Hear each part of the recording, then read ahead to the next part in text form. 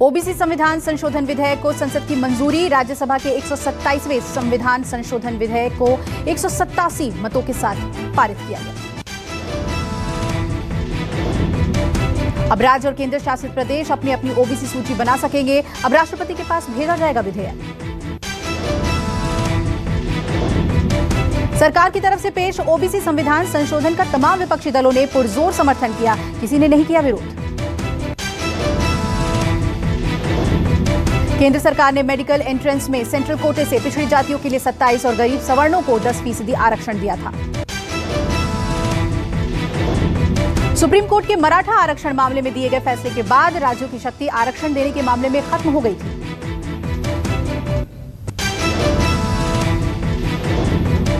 Bill pass होने के बाद बीजेपी ने अंबेडकर भवन में 21 केंद्रीय ओबीसी मंत्रियों का सम्मान समारोह किया। बीजेपी सरकार के खिलाफ विपक्ष के 15 दलों का हल्ला बोल। संसद भवन से मार्च करके जाएंगे जंतर मंतर।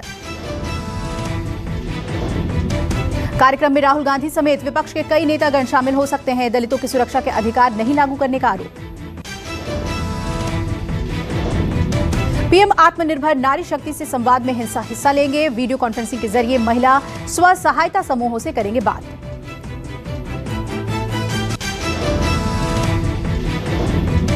पीएम 4000 स्व सहायता समूहों को 1625 करोड़ रुपए की नई सहायता राशि भी जारी करेंगे।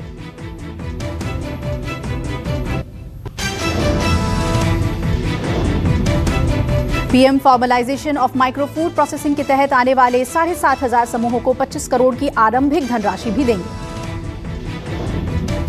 लोकसभा में हंगामे के बाद कार्यवाही को अनिश्चितकाल के लिए किया गया स्थगित। तय समय से 2 दिन पहले लोकसभा की कार्यवाही स्थगित।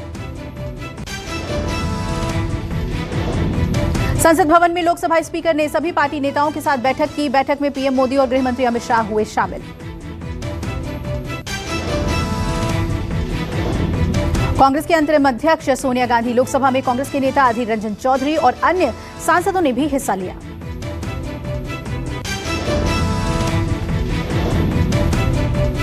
लोकसभा में सांसदों के हंगामे पर स्पीकर ओम बिरला ने नाराजगी जताई। कहा कि लोकसभा में हंगामे के चलते महज 22% ही काम हुआ।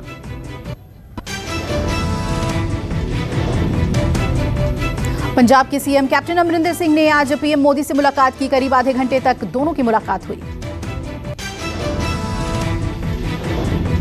पीएम मोदी से मुलाकात में सीएम अमरिंदर सिंह ने तीनों कृषि कानूनों को रद्द करने की मांग की। कैप्टन गृह मंत्री से भी कर चुके हैं मुलाकात। पीएम ने ओलंपिक खिलाड़ियों को नाश्ते पर बुलाया। 16 अगस्त को सभी खिलाड़ी पीएम मोदी के साथ पीएम आवास पर नाश्ता करेंगे। दिल्ली में परिवहन विभाग पूरी तरह से ऑनलाइन हो गया। सीएम केजरीवाल ने इस सेवा की शुरुआत की। अयोध्या के प्रसिद्ध सावन झूला मेला नहीं होगा आयोजित। कोरोना संक्रमण को देखते हुए लिया गया फैसला। हिमाचल प्रदेश के किन्नौर में लैंडस्लाइड के दौरान गायब बस का अब तक नहीं चला पता। अब तक 11 शव मिले। शाम को अंधेरा होने के बाद रोका गया रेस्क्यू ऑपरेशन। आज सुबह फिर हुआ जारी। हादसे में 14 घायलों को बचाया गया। हिमाचल के रेंगकोंगपिओ से बस उत्तराखंड के हरिद्वार जा रही थी। बस में करीब 40 यात्री सवार थे। माना जा रहा है कि बस का पता लगने के बाद मृतकों का आंकड़ा और बढ़ सकता है। NH5 को ट्रैफिक के लिए खोल दिया गया।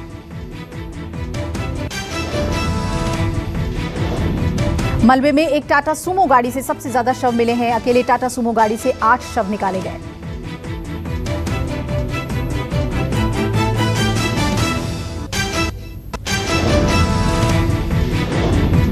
सीएम योगी आज देंगे नए चुने गए शिक्षकों को नियुक्ति पत्र। इंटर कॉलेज में 2846 प्रवक्ताओं और सहायक अध्यापकों को सौंपेंगे पत्र। आजादी के अमृत महोत्सव की श्रृंखला में स्वतंत्रता संग्राम सेनानी और पूर्व सीएम हेमावती नंदन बहुगुणा की प्रतिमा का अनावरण कार्यक्रम। सीएम योगी आदित्यनाथ आज वाराणसी क्षेत्र के बाढ़ग्रस्त इलाकों का दौरा करेंगे। बाढ़ पीड़ितों को राहत सामग्री बांटेंगे सीएम। सुहेल देव, भारतीय समाज पार्टी और हिंदू युवा वाहिनी के कई नेता कांग्रेस में शामिल हुए हैं। प्रदेश कांग्रेस अध्यक्ष के नेतृत्व में शामिल हुए। सुहेलदेव समाज पार्टी के प्रदेश महासचिव मनोज चौहान, उमेश मिश्रा, युवा वाहिनी के कृष्ण कुमार और सैकड़ों समर्थकों के साथ कांग्रेस में शामिल हुए। पूर्वी यूपी में भी चुनावी सरगर्मियां तेज। 2 से ढाई माह के अंदर बीजेपी के प्रदेश महामंत्री सुनील बंसल दूसरी बार गोरखपुर पहुंचे। लगातार हो रही बैठकों में पदाधिकारियों और कार्यकर्ताओं की जिम्मेदारियां तय की जाएंगी। कार्यकर्ताओं को गुरु मंत्र देंगे बंसल। यूपी के सिंचाई विभाग में कथित घोटाले को लेकर यूपी के जल शक्ति मंत्री और आप सांसद संजय सिंह आमने सामने आए। यूपी के जल शक्ति मंत्री ने संजय सिंह को मानहानि का नोटिस भेजा। संजय सिंह ने जल शक्ति मंत्री महेंद्र सिंह पर गंभीर आरोप लगाए थे।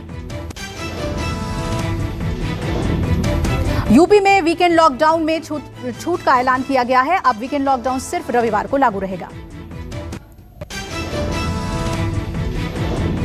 पूर्वी दिल्ली के मयूर विहार में फिर शर्मसार करने वाली घटना। 6 साल की मासूम बच्ची के साथ दुष्कर्म हुआ।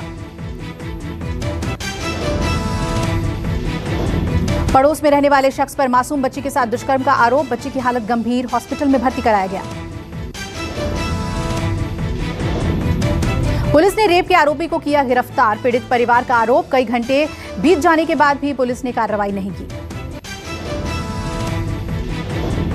राजस्थान के भीलवाड़ा में अवैध खदान ढहने से 3 महिलाओं सहित 7 मजदूरों के मलबे में दबकर मरने की आशंका। प्रशासन मजदूरों का शव निकालने के लिए कोशिश कर रहा है। अब तक 5 शवों को बाहर निकाला जा चुका है।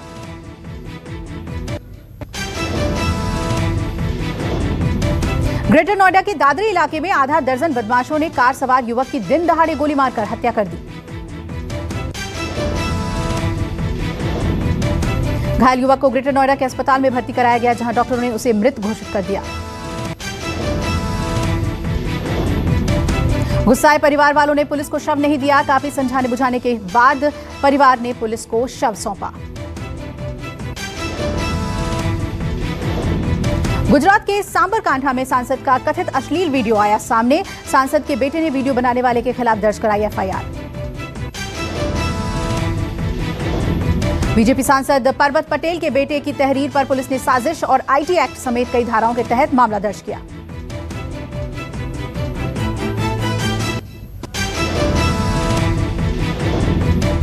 देश में पिछले 24 घंटे में कोरोना के 38,353 नए मामले सामने आए। पिछले 24 घंटे में 497 लोगों की हुई मौत। महाराष्ट्र में पिछले 24 घंटे में कोरोना के 5,560 नए मामले सामने आए। पिछले 24 घंटे में कोरोना से 163 लोगों की हुई मौत। केरल में पिछले 24 घंटे में कोरोना के 23,500 नए मामले सामने आए। पिछले 24 घंटे में कोरोना से यहां 116 की मौत। कर्नाटक में पिछले 24 घंटे में कोरोना के 1826 नए मामले सामने आए और 24 घंटे में कोरोना से यहां 33 लोगों की मौत। तमिलनाडु में पिछले 24 घंटे में कोरोना के 1964 नए मामले सामने आए और 24 घंटे में यहां 28 लोगों की मौत हुई।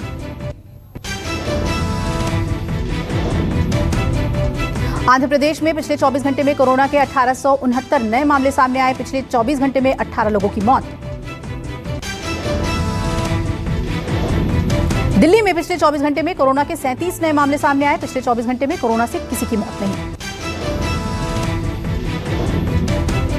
तेलंगाना में पिछले 24 घंटे में कोरोना के 482 नए मामले सामने आए। पिछले 24 घंटे में कोरोना से 2 लोगों की मौत।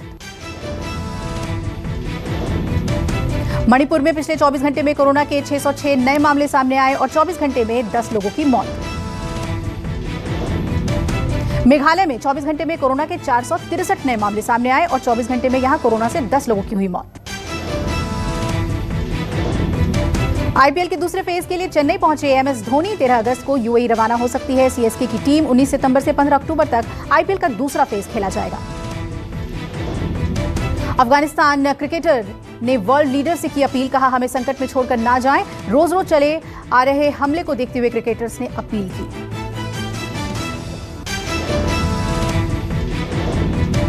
फुटबॉलर लियोनेल मेसी ने बार्सिलोना क्लब छोड़ दिया। इसके बाद उन्होंने फ्रांसीसी क्लब पेरिस सेंट जर्मेन के साथ 2 साल का कॉन्ट्रैक्ट साइन किया।